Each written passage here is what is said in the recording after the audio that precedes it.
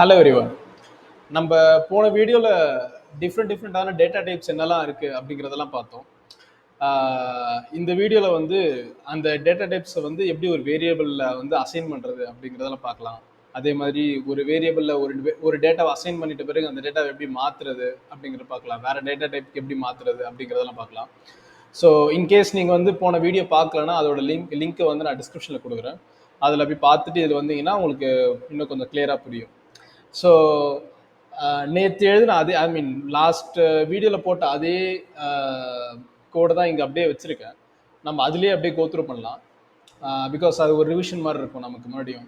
So நம்ம last வீடியோவில் பார்த்த மாதிரி டிஃப்ரெண்டான டேட்டா டைப்ஸ் என்னென்னா இன்டீஜர், பேசிக்கலாக நம்பர்ஸ், ஃப்ளோட், பேசிக்கலாக டெசிமல் வேல்யூஸ், ஸ்ட்ரிங்கு, ஆல்ஃபபெட், பேர்ட்ஸ், அதுதான் பேசிக்கலாக ஸ்டோர் பண்ணுவோம்.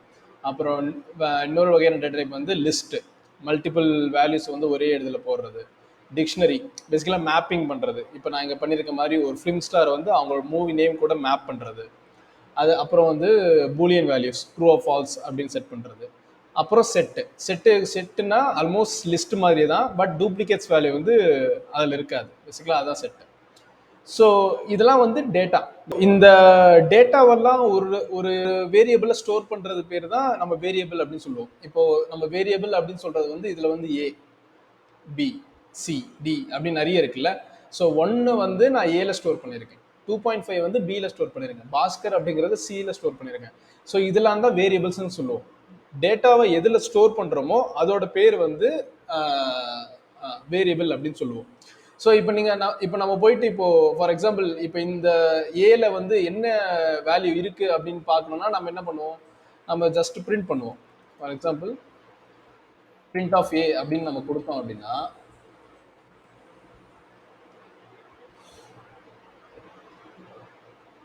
இங்கே வந்து 1 அப்படின்னு வரும். ஏன்னா ஏல ஸ்டோர் பண்ணியிருக்க வேல்யூ வரும். ஸோ ஏ அப்படிங்கிற வேரியபிளில் ஸ்டோர் பண்ணியிருக்க வேல்யூ வரும். இப்போ அந்த வேரியபிள் இருக்க வேல்யூவோட டைப் என்ன, அதாவது டேட்டா டைப் என்ன அப்படின்னு நம்ம தெரிஞ்சுக்கணும். அப்படின்னா டைப் ஆஃப் அப்படின்னு போட்டு நம்ம ரன் பண்ணா இன்ட்னு வரும். ஓகேயா? ஸோ இதுதான் நான் இங்கே எழுதியிருக்கேன்ல, இந்த ஒன்று ஒரு டேட்டா டைப்னு சொல்கிறோம்ல. ஸோ அதோட டைப்ஸ் எல்லாம் நம்ம தெரிஞ்சுக்கணும் அப்படின்னா பிரிண்ட் ஆஃப் டைப் அப்படின்னு நம்ம அந்த பிரிண்ட் ஆஃப் அந்த வேரியபிள் நேம் போட்டுக்கலாம். ஸோ இது எதுக்காக தெரிஞ்சுக்கணும், இந்த வேரியபிளோட டேட்டா டைப்ஸ்லாம் நான் எதுக்காக தெரிஞ்சுக்கணும்னா, இப்போ நீங்கள் வந்து ஒரு பெரிய கோடு வந்து நாளைக்கு எழுத போறீங்க அப்படின்னா அதில் டிஃப்ரெண்டான டேட்டா வரும். ஃபார் எக்ஸாம்பிள் நாளைக்கு வந்து நான் ஏற்கனவே சொன்ன மாதிரி ஒரு அடிஷன் பண்ணுறோன்னு வச்சுக்கோங்களேன். அடிஷன் ஃபங்க்ஷன் எழுதுறோம். ஓகேயா? அந்த அடிஷன் ஃபங்க்ஷன் வந்து ஏ அண்ட் பி அப்படிங்கிற ஒரு இன்புட்டை வாங்குது. ஓகேயா? அப்புறம் C equal to A plus B, அப்புறம் அந்த சியை பிரிண்ட் பண்ணுது. ஓகேயா? இப்போ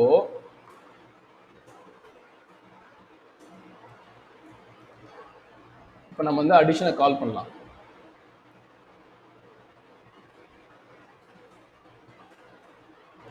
அடிஷன் 1, 2 அப்படின்னு நான் கால் பண்ணுறேன். இப்போ நான் கால் பண்ணும்போது 3ங்கிற வேல்யூ பிரிண்ட் ஆகுது. ஏன்னா இந்த அடிஷனை கால் பண்ணுது, அடிஷன் போகுது, அடிஷன் பண்ணிட்டு அந்த வேல்யூ பிரிண்ட் ஆகுது. இன்கேஸ் நான் வந்து 1க்கு பதிலாக 1 அப்படின்னு சொல்லிட்டு ஸ்ட்ரிங்கு கொடுக்குறேன்னு வச்சுக்கோங்க. இந்த இதில் 1ங்கிறது இன்டீஜர். இப்போ கோட்ஸ்குள்ளே வர்றது எல்லாமே ஸ்ட்ரிங்கு. நம்ம ஏற்கனவே பார்த்தோம்ல, கோட்ஸ்குள்ளே இந்த மாதிரி கோட்ஸ்குள்ளே வர்றது எல்லாமே வந்து ஸ்ட்ரிங்கு. ஸோ இப்போ நான் 1 + 1 அப்புறம் 2 அப்படின்னு நான் கொடுக்குறேன். ஓகேயா? இப்போ வந்து நான் ரன் பண்ணுறேன். இங்கே வந்து ப்ராப்ளம் வருது.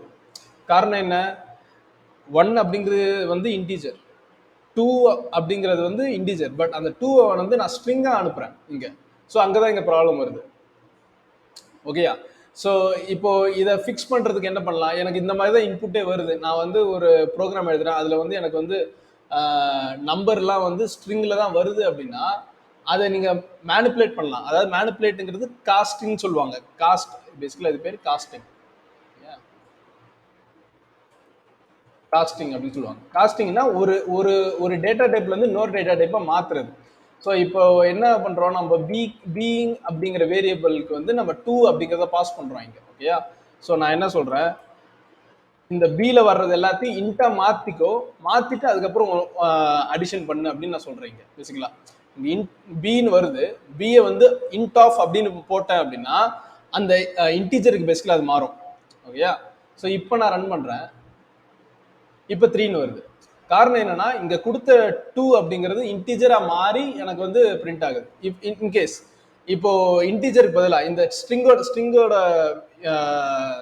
வேல்யூல நான் ஏபிசின்னு கொடுக்குறேன். ஓகேயா? இப்போ ஏபிசிங்கிறது ரன் பண்ணலாம். இப்போ ஏபிசிங்கிறதுல ஃபெயில் ஆகும். காரணம் என்னன்னா ஏற்கனவே நம்ம கிட்ட இருந்தது வந்து 2 அப்படிங்கிறது வேல்யூவை இன்டீஜரா மாற்ற முடியும். ஏன்னா அது 2 அப்படிங்கிறது ஸ்ட்ரிங்கா அனுப்புறோம்.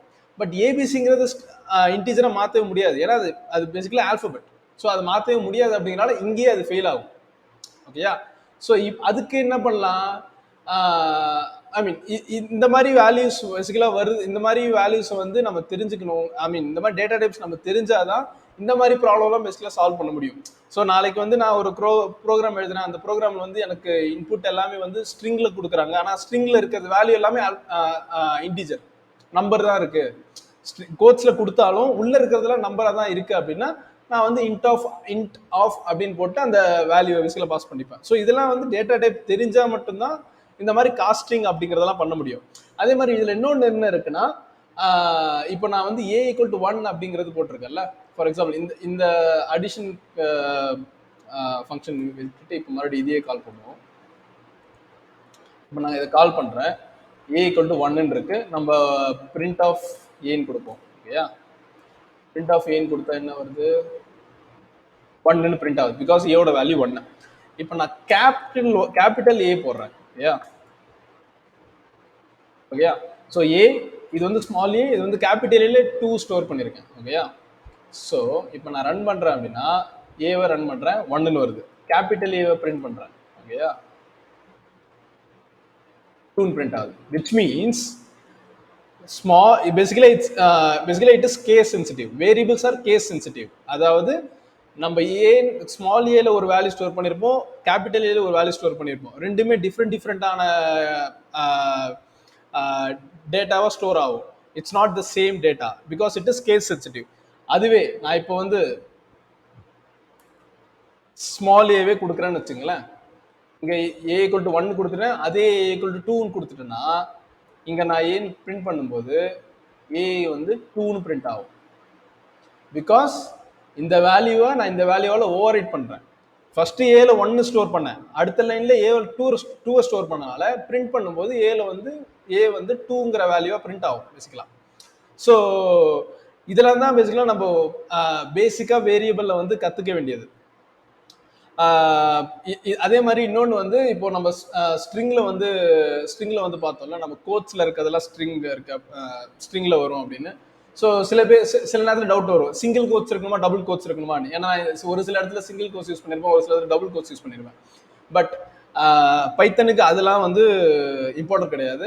ஸ்ட்ரிங்கை வந்து நீங்கள் சிங்கிள் கோட்ஸ்லையும் கொடுக்கலாம், டபுள் கோட்ஸ்லையும் பெஸ்ட்லாம் கொடுக்கலாம். ஸோ அந்த இது ஞாபகம் வச்சுக்கலாம். ஸோ பேசிக்கலாக வேரியபிள்ஸை சம்மரைஸ் பண்ணணும் அப்படின்னா, வேரியபிள்ஸ் வந்து some value, some alphabet equals எந்த வேல்யூ நீங்கள் அசைன் பண்ண போறீங்களோ. For example A equal to 1, C equal to Bhaskar அப்படிங்கிறதெல்லாம். ஸோ இதில் வந்து ஏபிசி அப்படிங்கிறது எல்லாமே வந்து வேரியபிள். ஸோ இது ஏபிசின்னு தான் கொடுக்கணும்னு அவசியம் இல்லை. ஒரு ப்ரோக்ராம் பெட்டர் ப்ரோக்ராமர் எப்படி எழுதுவாங்கன்னா அந்த ப்ரோக்ராமுக்கு ஏற்ற மாதிரி எழுதுவாங்க. இப்போ நான் வந்து 1 ஸ்டோர் பண்ணணும் அப்படின்னா ஆக்சுவலாக 1 கொடுப்பாங்க. இந்த இதில் இங்கே நான் 2 ஸ்டோர் பண்ண போறேன்னா 2ன்னு பேசிக்கலாக கொடுப்பாங்க. ஏன்னா ரீடபிள் ஈஸி பேசிக்கலாம். நாளைக்கு கோடை படிக்கிறோம் அப்படின்னா கொஞ்சம் ஈஸியாக இருக்கும். இப்போ இந்த டிக்ஷனரி நான் சொல்கிறேன்ல, இதை வந்து ஈன்னு ஸ்டோர் பண்ணாமல் எப்படி பண்ணுவாங்கன்னா ஃபிலிம் ஸ்டார் மூவி மேப்பிங் அப்படின்னு ஸ்டோர் பண்ணுவாங்க. இதுதான் வேரியபிளோட நேம். ஸோ இந்த வேரியபிள் நேம் படித்தாலே அந்த வேல்யூல என்ன இருக்கும் அப்படிங்கிறது தெரிய வந்துடும். ஸோ அந்த மாதிரி தான் நம்ம வேரியபிள் நேம் எப்பயுமே கிரியேட் பண்ணணும். ஸோ இப்போ இன்கேஸ் இந்த சியோட நேம் என்ன அப்ராப்ரியேட்டா வேரியபிள் நேம் கொடுக்கலாம் அப்படின்னா பர்சன் நேம் அப்படின்னு கொடுக்கலாம்.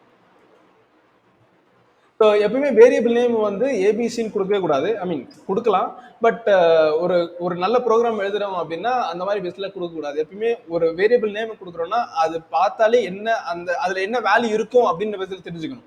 இப்போ வந்து ஃபார் எக்ஸாம்பிள் நான் ஒரு வேரியபிள் நேம் கொடுக்குறேன்னு வச்சுங்களேன், டூரிஸ்ட் பிளேஸ் அப்படின்னு நான் கொடுக்குறேன்னு வச்சுங்களேன். இப்போ இதில் என்ன வேல்யூ இருக்கலாம்? கேரளா அப்படின்னு இருக்கலாம் ஃபார் எக்ஸாம்பிள். ஸோ இந்த இந்த வேரியபிள் நேமை பார்த்தாலே we will get to know that okay what kind of data can be there அப்படிங்கிற மாதிரி ஒரு ஐடியா கிடைக்கும். ஸோ இந்த மாதிரி ரீடபிள் நேம் அண்ட் மீனிங்ஃபுல் நேமாக தான் வேரியபிள் நேம் வச்சாதான் பெட்டர். நான் நாளைக்கு நமக்கே படிக்கிறதுக்கு வந்து பெட்டராக இருக்கும் ஆக்சுவலாக.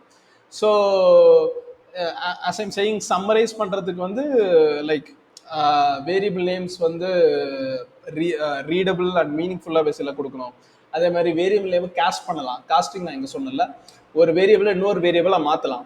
பட் அது எல்லா வேரியபிளும் பேசிக்கலாக மாற்ற முடியாது, அதுக்கும் ஒரு லிமிட் இருக்குது. இப்போ நான் இங்கே வந்து பி அப்படின்னு என்ன வேல்யூ வந்தாலும், எந்த மாதிரி டேட்டா டைப் வந்தாலும் அது இன்ட்டாக மாற்றுறேன் அப்படின்னு நான் இங்கே சொல்கிறேன்.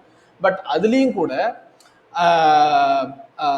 நம்பராக வந்தால் தான் உண்டு. அதாவது இந்த மாதிரி ஃபார் எக்ஸாம்பிள் நான் ஏற்கனவே எழுதணும்ல, இதுக்குள்ள இந்த ஸ்ட்ரிங்கில் வந்தால் தான் உண்டு 1, ஸோ அந்த ஸ்ட்ரிங்கில் வந்து நம்பராக வந்தால் தான் உண்டு. நான் வந்து அதுக்கு பதிலாக ஏபிசி அப்படின்னு எதை கொடுக்குறேன்னா அதை கன்வெர்ட்டே பண்ண முடியாது இன்டீஜருக்கு. ஓகேயா?